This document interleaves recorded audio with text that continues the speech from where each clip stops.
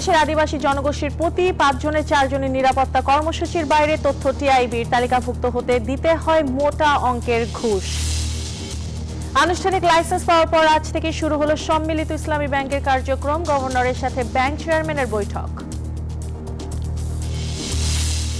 ভোক্তা পর্যায়ে এলপি গ্যাসের নতুন মূল্য নির্ধারণ। 12 কেজি সিলিন্ডারের দাম বাড়ল 38 টাকা। আজ সন্ধ্যা থেকেই কার্যকর।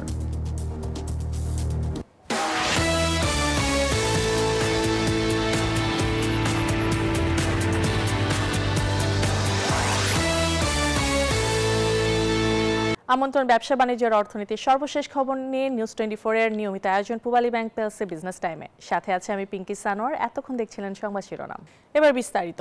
চরম দারিদ্র্য সীমার নিচে বাস করেও দেশের আদিবাসী জনগোষ্ঠীর 5 জনের 4 জনই সামাজিক নিরাপত্তা কর্মসূচির বাইরে রয়েছে।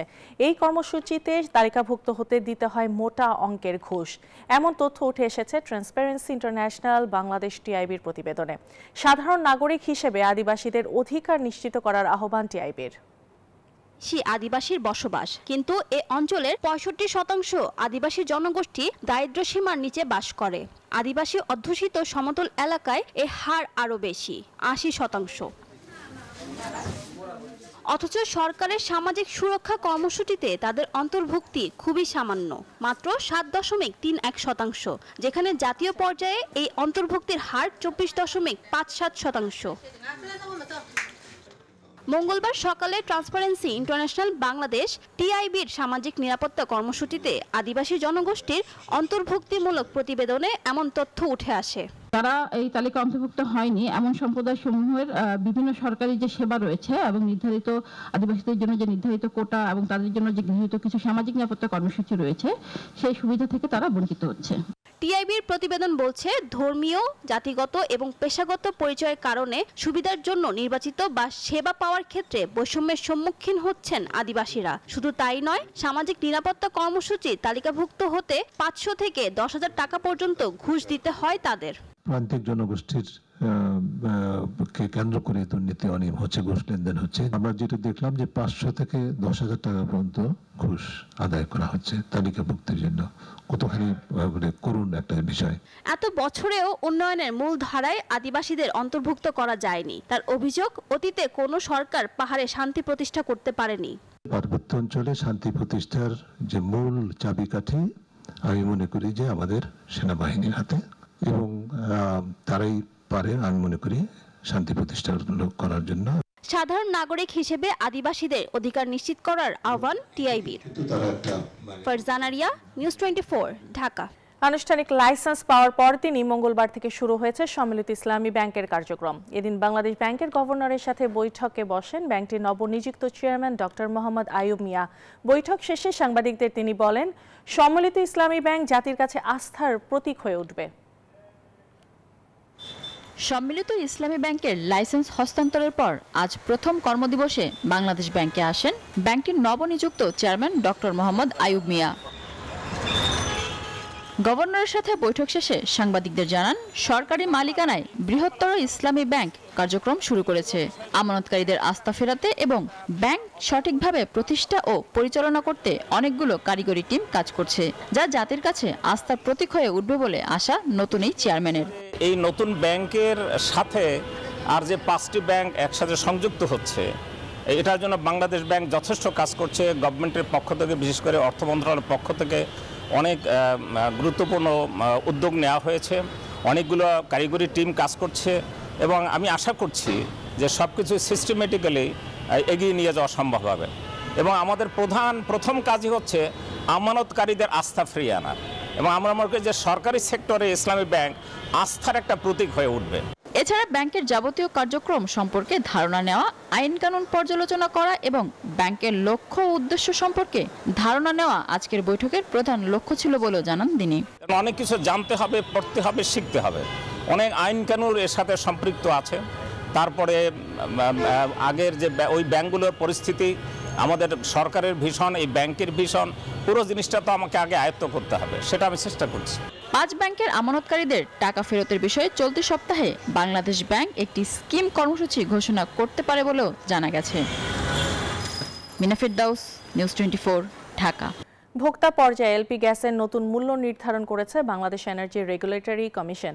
ডিসেম্বর মাসের জন্য প্রতি 12 কেজি সিলিন্ডারের দাম 1215 টাকা থেকে 38 টাকা বাড়িয়ে 1253 টাকা নির্ধারণ করা হয়েছে। এছাড়া অটো গ্যাসের দাম 55.58 পয়সা থেকে বাড়িয়ে 57 টাকা 32 পয়সা নির্ধারণ করা হয়েছে। মঙ্গলবার নতুন এ দর ঘোষণা করে পিআরইসি, যা সন্ধ্যা থেকেই কার্যকর হবে। এর আগে নভেম্বর মাসে এলপি গ্যাসের দাম 26 টাকা কমিয়ে 1215 টাকা নির্ধারণ করা হয়। পাশাপাশি অটো গ্যাসের দাম ভোক্তা পর্যায়ে 1 টাকা 19 পয়সা কমিয়ে 55 টাকা 58 পয়সা নির্ধারণ করা হয়। বাড়ি ভাড়া নির্ধারণের নীতিমালা করতে কেন নির্দেশ দেওয়া হবে না তা জানতে চেয়ে রুল জারি করেছেন হাইকোর্ট। একই সঙ্গে ঢাকা উত্তর ও দক্ষিণ সিটি কর্পোরেশন কর্তৃপক্ষ সহ সংশ্লিষ্টদের 4 সপ্তাহের মধ্যে রুলের জবাব দিতে বলা হয়েছে।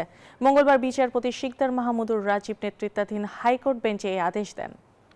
বাড়ি ভাড়া নিয়ন্ত্রণ আইন 1991 2 ডি এক্সিকিউশন করা হবে না এবং আইন অনুসারে প্রত্যেক শহরে ইনক্লুডিং ঢাকা সিটি কর্পোরেশন কে উত্তর এবং দক্ষিণকে আলাদাভাবে নির্দেশনা দিয়েছেন যে সময় উপযোগী অবস্থান, আয়তন, রাস্তা এবং অন্যান্য ইউটিলিটি ফ্যাসিলিটিস বিবেচনা করে বাড়ি ভাড়া নির্ধারণ করে 4 সপ্তাহের মধ্যে রুলের জবাব দেওয়ার জন্য একটি আদেশ আজকে জারি করেছে।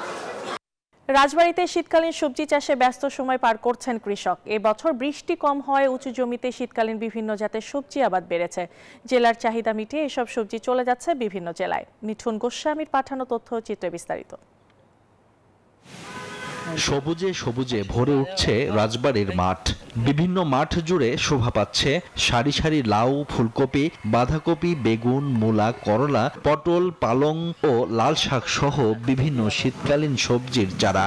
পরিচর্যায় এখন ব্যস্ত কৃষক। সবচেয়ে বেশি খরচ যায় হলো সার ওষুধ জন ভরিত তো আছেই। মানে 1 বিঘে কপি লাগাইলে খরচ এসে যায় ধরেন 50,000 60,000 এরকম এসে যায়। কাক ডাকা ভোর থেকে সবজি চারার আগাছা পরিষ্কার করছে কেউ বা সারিবদ্ধভাবে বেঁধে দিচ্ছেন টমেটো গাছের ডগা। তবে সবজি চাষাবাদে খরচ বৃদ্ধি পাওয়ায় ন্যায্য দাম পাওয়া নিয়ে দুশ্চিন্তায় কৃষক। প্রচুর খরচ, তারপরে দেখা যাচ্ছে যে এখন যে দাম আছে পরে যদি এই দাম না থাকে তাহলে তো আমাদের প্রচুর লস।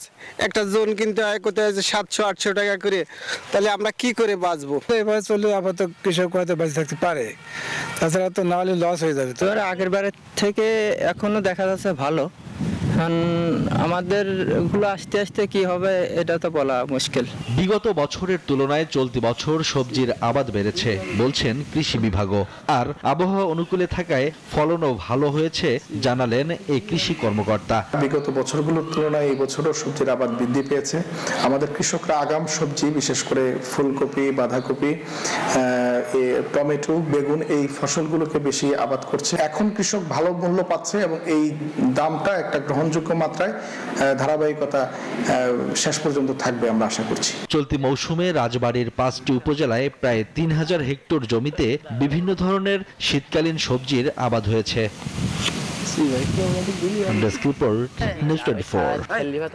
আর এই ছিল পূবালী ব্যাংক বিজনেস টাইম এখনকার মতো আয়োজন। এতক্ষণ সাথে থাকার জন্য ধন্যবাদ সবাইকে।